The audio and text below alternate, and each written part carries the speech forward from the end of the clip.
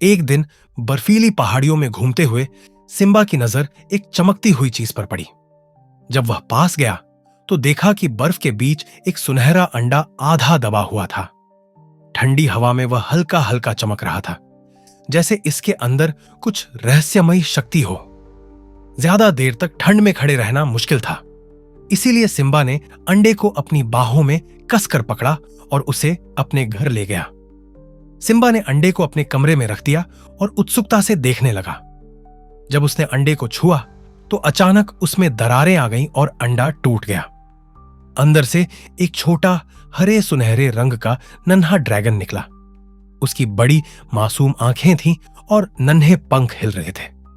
Simba ने उसे ठंड से बचाने के लिए अपने बिस्तर पर कंबल उड़ा दिया। दोनों अच्छे दोस्त बन गए। एक दिन खेलते खेलते नन्हे ड्रैगन के मुंह से अचानक तेज आग की लपट निकली, जिससे सिम्बा का घर जल उठा। उसने आग बुझाने की बहुत कोशिश की, लेकिन कुछ ही देर में उसका घर राख में बदल गया। सिम्बा दुखी था, लेकिन उसे समझ आ गया कि यह नन्हा ड्रैगन यहां का नहीं था। उसे अपने असली घर लौटना चाहिए। उसने फैसला किया कि वह अपने दोस्त को उसके असली परिवार तक पहुंचाएगा। सिम्बा और नन्हा ड्रैगन एक लंबी यात्रा पर निकल पड़े। उन्होंने बर्फीले पहाड़, घने जंगल, तपता रेगिस्तान और तेज बहती नदियां पार की। कई मौसम बीत गए और आखिरकार वे एक विशाल ज्वालामुखी पर्वत पर पहुंचे। तभी एक विशाल डरावना ड्रैगन प्रकट हुआ।